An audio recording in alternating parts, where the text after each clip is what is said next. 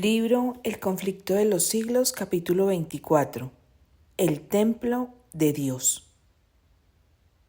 El pasaje bíblico que más que ninguno había sido el fundamento y el pilar central de la fe adventista era la declaración: hasta 2300 tardes y mañanas, entonces será purificado el santuario. Estas palabras habían sido familiares para todos los que creían en la próxima venida del Señor.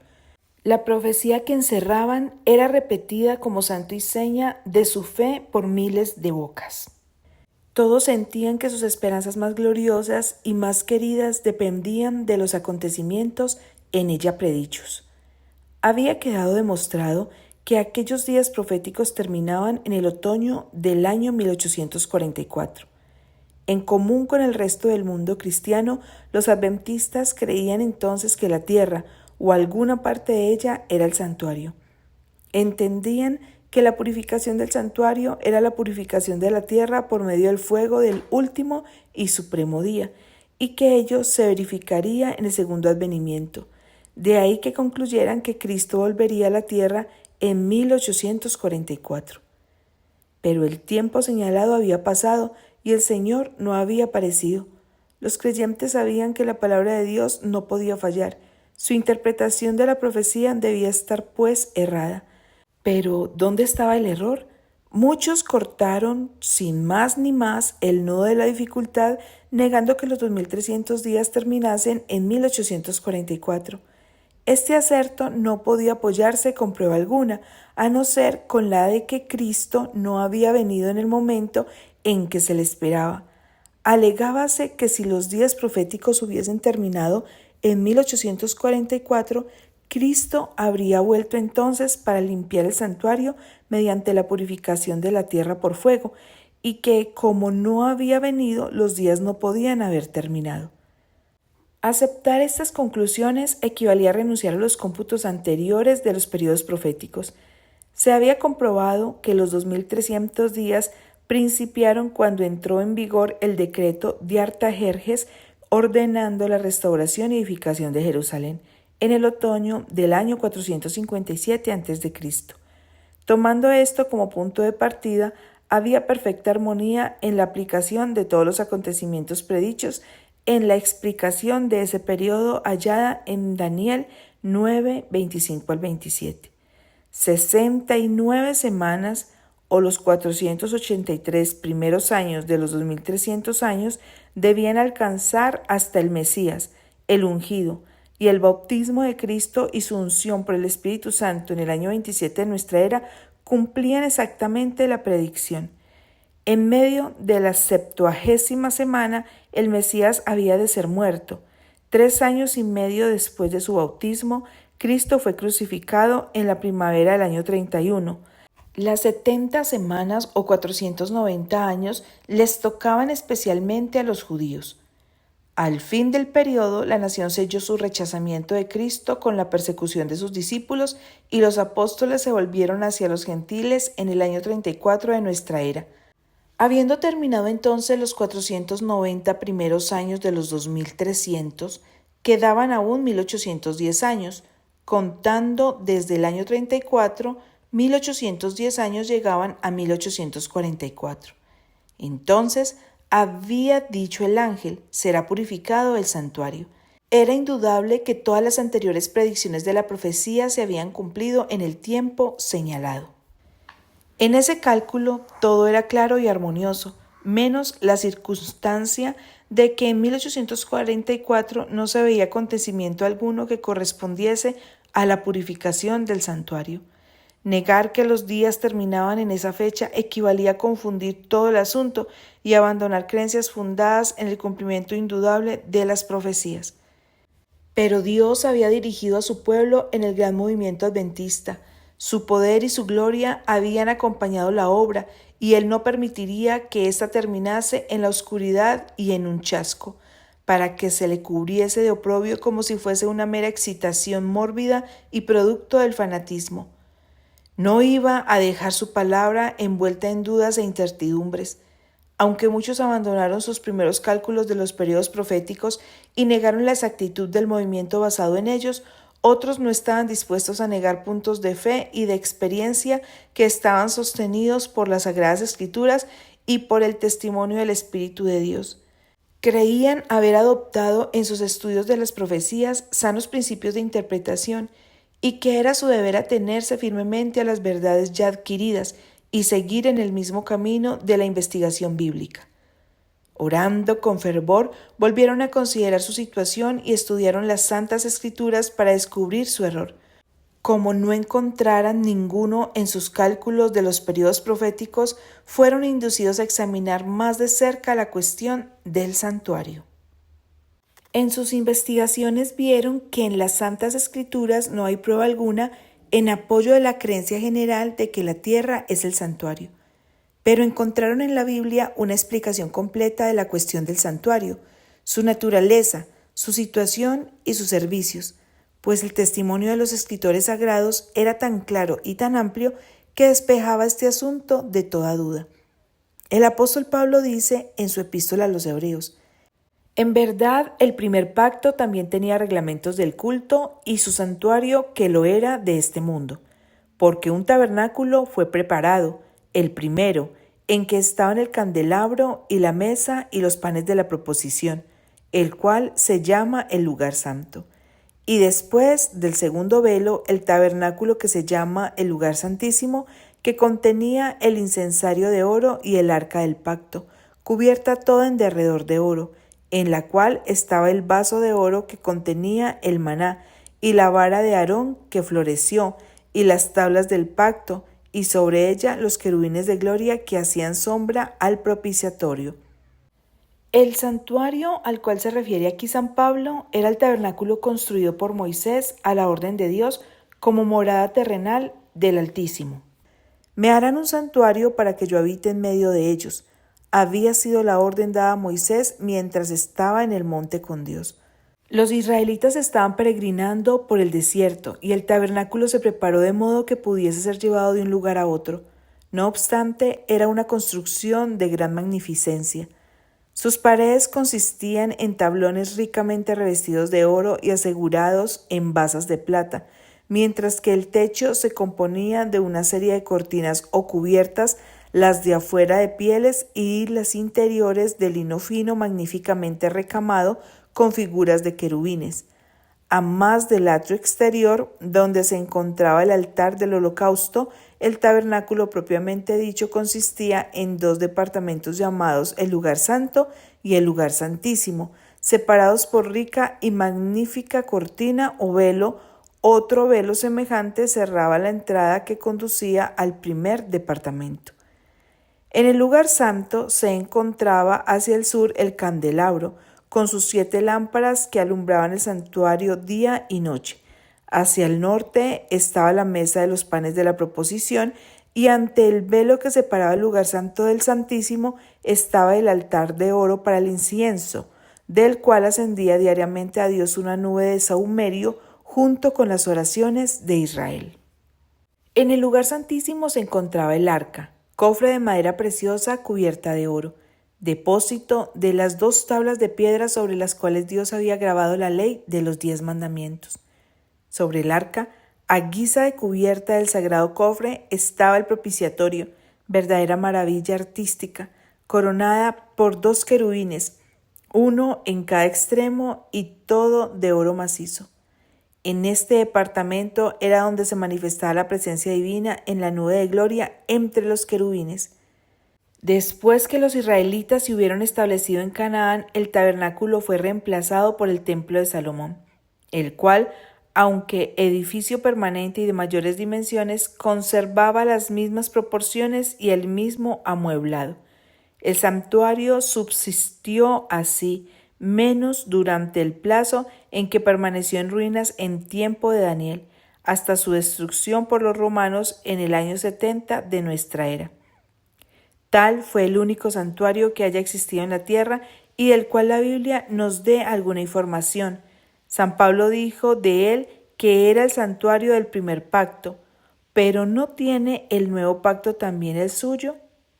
Volviendo al libro de los Hebreos, los que buscaban la verdad encontraron que existía un segundo santuario, o sea, el del nuevo pacto, al cual se alude en las palabras ya citadas del apóstol Pablo. En verdad, el primer pacto también tenía reglamentos del culto y su santuario que lo era de este mundo. El uso de la palabra también implica que San Pablo ha hecho antes mención de este santuario. Volviendo al principio del capítulo anterior se lee: lo principal, pues, entre las cosas que decimos es esto: tenemos un tal sumo sacerdote que se ha sentado a la diestra del trono de la majestad en los cielos, ministro del santuario y del verdadero tabernáculo que plantó el Señor y no el hombre. Aquí tenemos revelado el santuario del nuevo pacto. El santuario del primer pacto fue asentado por el hombre, construido por Moisés. Este segundo es asentado por el Señor, no por el hombre. En aquel santuario los sacerdotes terrenales desempeñaban el servicio. En este es Cristo, nuestro gran sumo sacerdote, quien ministra a la diestra de Dios. Uno de los santuarios estaba en la tierra, el otro está en el cielo. Además, el tabernáculo construido por Moisés fue hecho según un modelo. El Señor le ordenó: conforme a todo lo que yo te mostraré, el diseño del tabernáculo y el diseño de todos sus vasos, así lo haréis. Y le mandó además: mira y hazlos conforme a su modelo que te ha sido mostrado en el monte. Y San Pablo dice que el primer tabernáculo era una parábola para aquel tiempo entonces presente, conforme a la cual se ofrecían dones y sacrificios, que sus santos lugares eran representaciones de las cosas celestiales, que los sacerdotes que presentaban las ofrendas según la ley ministraban lo que era la mera representación y sombra de las cosas celestiales, y que no entró Cristo en un lugar santo hecho de mano, que es una mera representación del verdadero, sino en el cielo mismo, para presentarse ahora delante de Dios por nosotros. El santuario celestial en el cual Jesús ministra es el gran modelo, del cual el santuario edificado por Moisés no era más que trasunto. Dios puso su espíritu sobre los que construyeron el santuario terrenal. La pericia artística desplegada en su construcción fue una manifestación de la sabiduría divina. Las paredes tenían aspecto de oro macizo y reflejaban en todas direcciones la luz de las 7 lámparas del candelero de oro. La mesa de los panes de la proposición y el altar del incienso relucían como oro bruñido.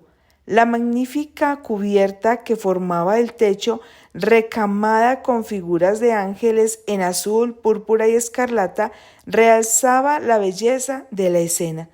Y más allá del segundo velo estaba la Santa Shekinah, la manifestación visible de la gloria de Dios, ante la cual solo el sumo sacerdote podía entrar y sobrevivir. El esplendor incomparable del tabernáculo terrenal reflejaba a la vista humana la gloria de aquel templo celestial donde Cristo, nuestro precursor, ministra por nosotros ante el trono de Dios, la morada del Rey de Reyes, donde miles y miles ministran delante de Él y millones de millones están en su presencia.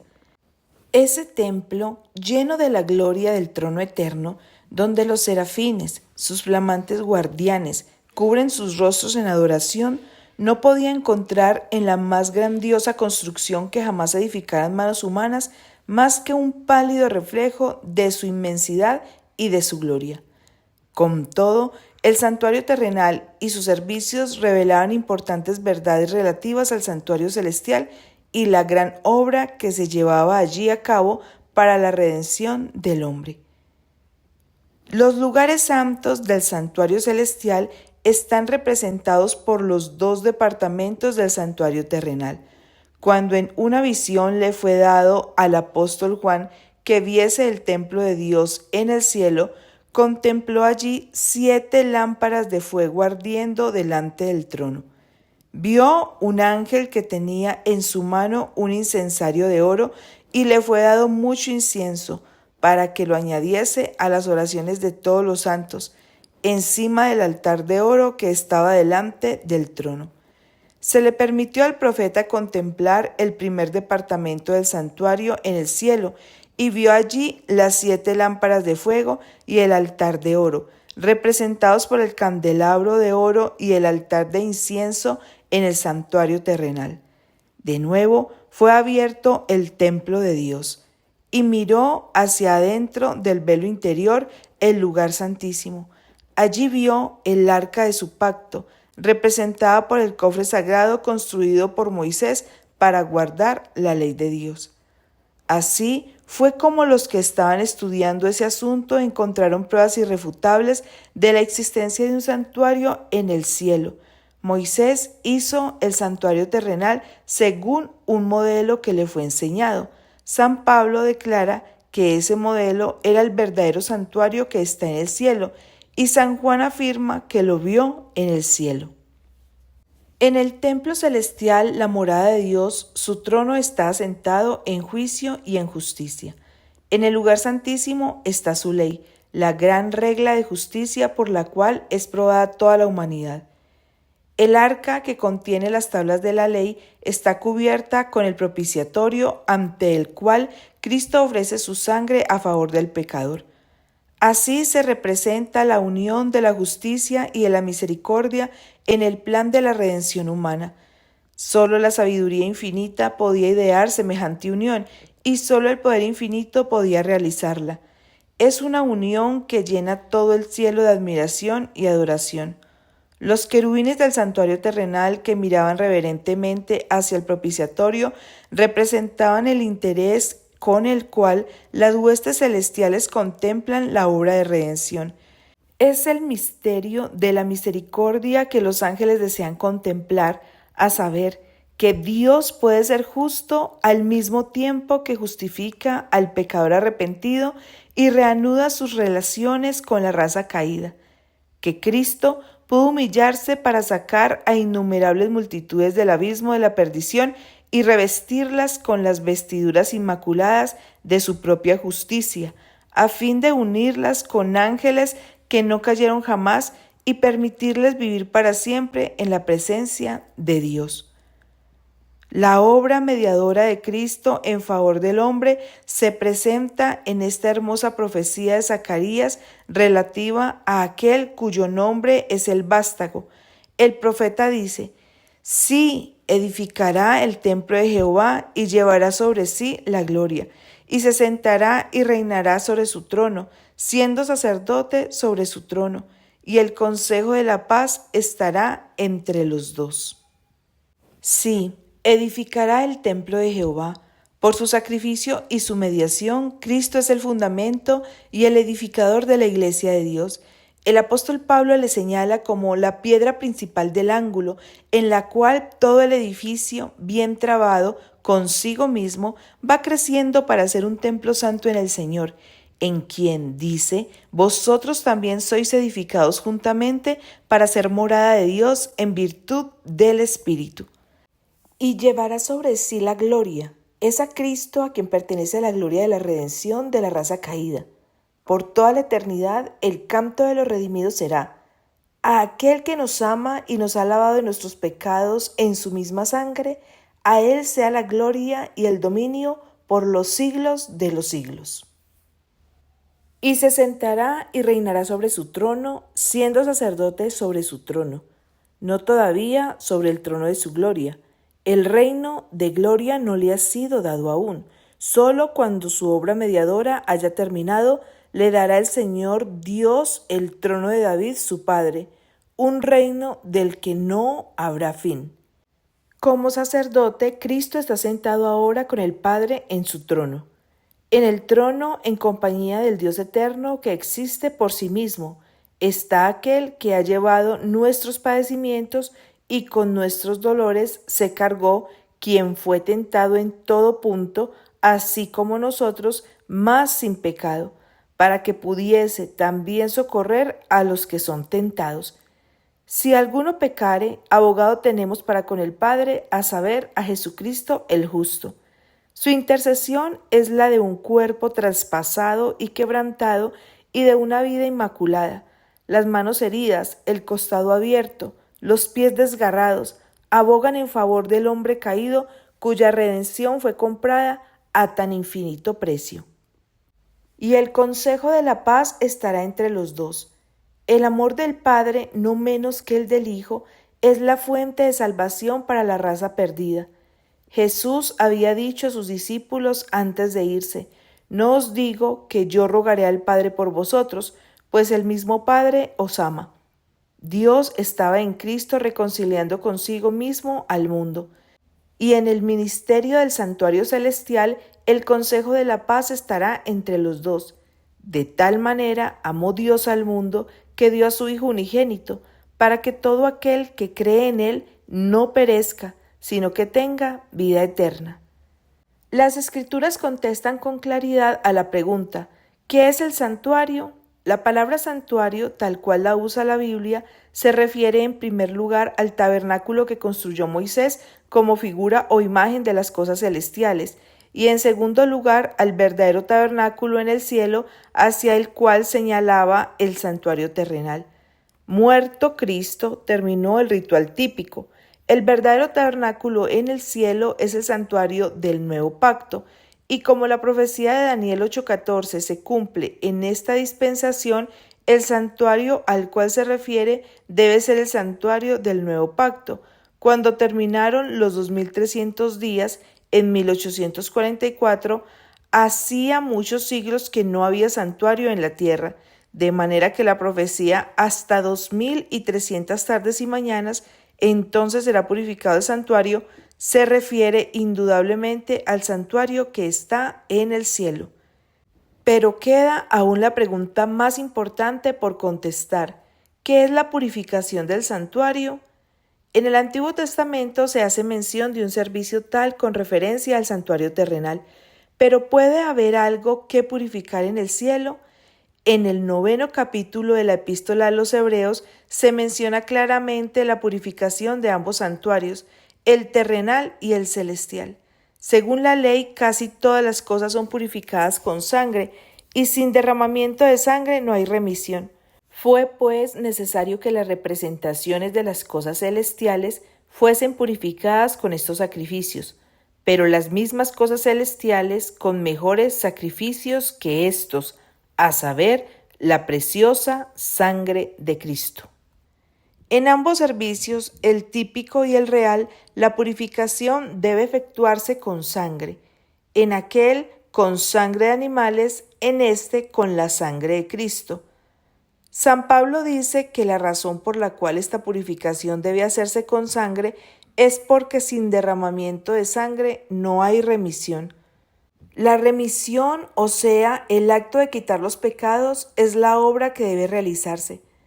Pero ¿cómo podía relacionarse el pecado con el santuario del cielo o con el de la tierra? Puede saberse esto estudiando el servicio simbólico, pues los sacerdotes que oficiaban en la tierra ministraban lo que es la mera representación y sombra de las cosas celestiales. El servicio del santuario terrenal consistía en dos partes. Los sacerdotes ministraban diariamente en el lugar santo, mientras que una vez al año el sumo sacerdote efectuaba un servicio especial de expiación en el lugar santísimo para purificar el santuario. Día tras día el pecador arrepentido llevaba su ofrenda a la puerta del tabernáculo y, poniendo la mano sobre la cabeza de la víctima, confesaba sus pecados, transfiriéndolos así figurativamente de sí mismo a la víctima inocente. Luego se mataba el animal. Sin derramamiento de sangre, dice el apóstol, no hay remisión de pecados. La vida de la carne en la sangre está. La ley de Dios quebrantada exigía la vida del transgresor. La sangre, que representaba la vida comprometida del pecador, cuya culpa cargaba la víctima, la llevaba el sacerdote al lugar santo y la salpicaba ante el velo, detrás del cual estaba el arca que contenía la ley que el pecador había transgredido. Mediante esta ceremonia, el pecado era transferido figurativamente por intermedio de la sangre al santuario. En ciertos casos, la sangre no era llevada al lugar santo, pero el sacerdote debía entonces comer la carne, como Moisés lo había mandado a los hijos de Aarón, diciendo: «Dióla él a vosotros para llevar la iniquidad de la congregación». Ambas ceremonias simbolizaban por igual la transferencia del pecado del penitente al santuario. Tal era la obra que se llevaba a cabo día tras día durante todo el año. Los pecados de Israel eran transferidos hacia el santuario y se hacía necesario un servicio especial para eliminarlos. Dios mandó que se hiciera una expiación por cada uno de los departamentos sagrados.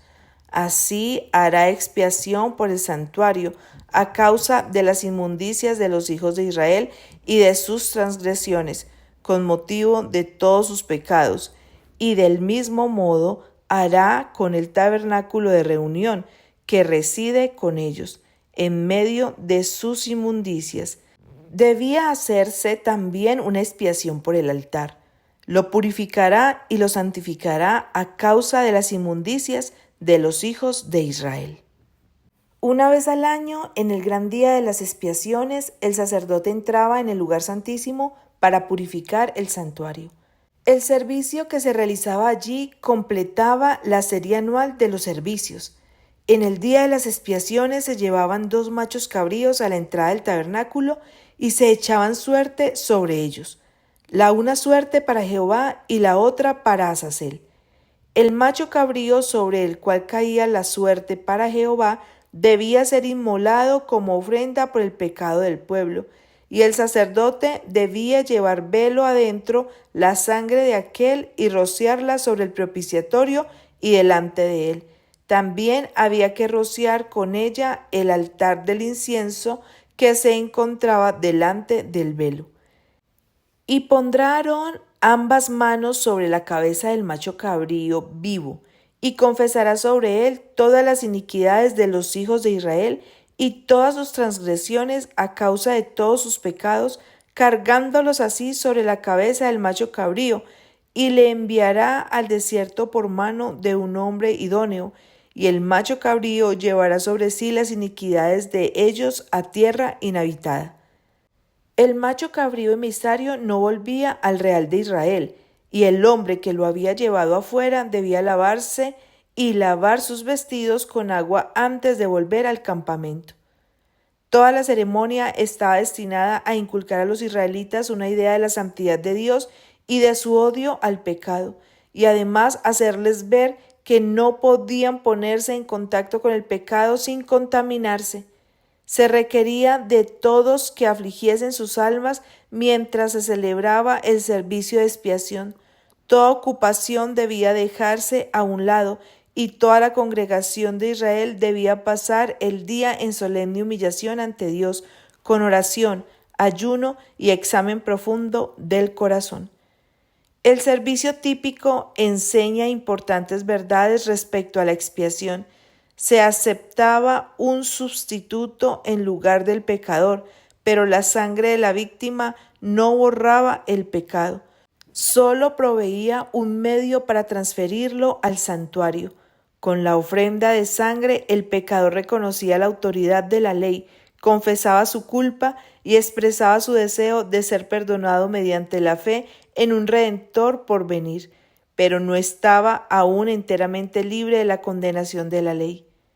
El día de la expiación, el sumo sacerdote, después de haber tomado una víctima ofrecida por la congregación, iba al lugar santísimo con la sangre de dicha víctima y rociaba con ella el propiciatorio encima mismo de la ley para dar satisfacción a sus exigencias. Luego, en calidad de mediador, tomaba los pecados sobre sí y los llevaba fuera del santuario, poniendo sus manos sobre la cabeza del segundo macho cabrío, confesaba sobre él todos esos pecados, transfiriéndolos así figurativamente de él al macho cabrío emisario. Este los llevaba luego lejos y se los consideraba como si estuviesen para siempre quitados y echados lejos del pueblo.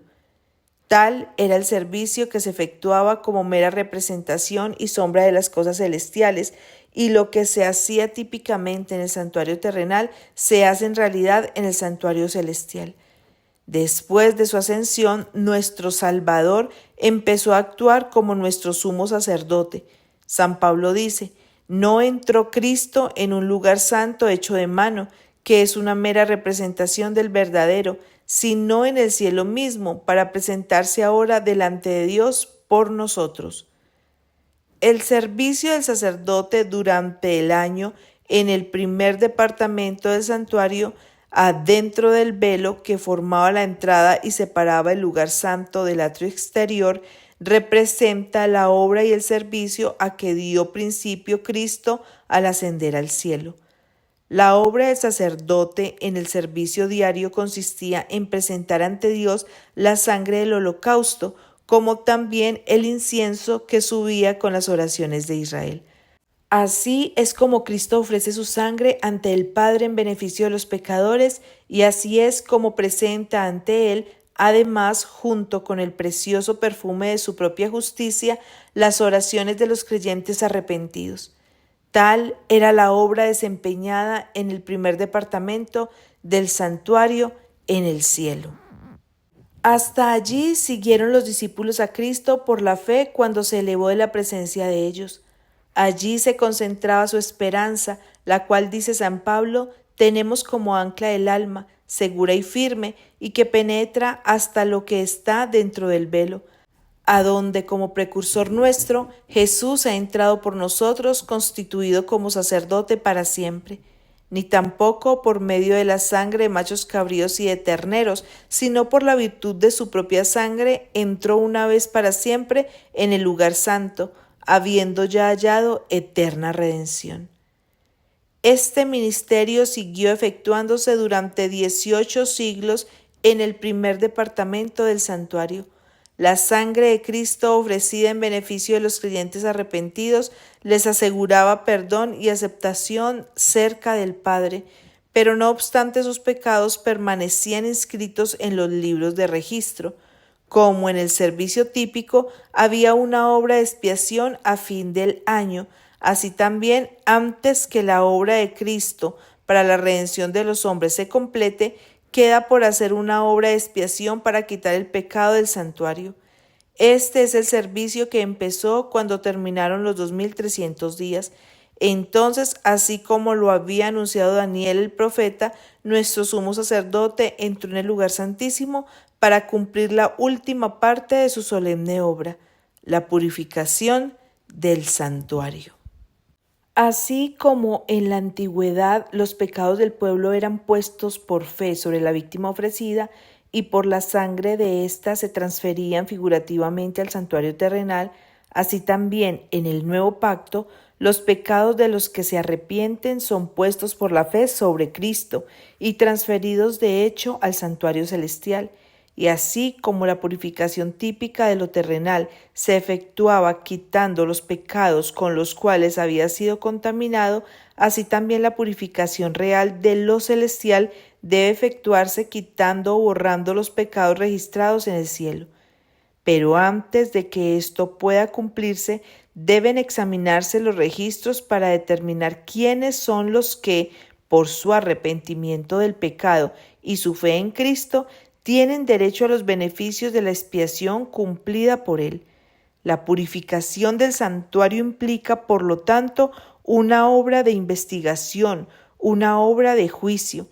Esta obra debe realizarse antes de que venga Cristo para redimir a su pueblo, pues cuando venga, su galardón está con Él, para que pueda otorgar la recompensa a cada uno según haya sido su obra.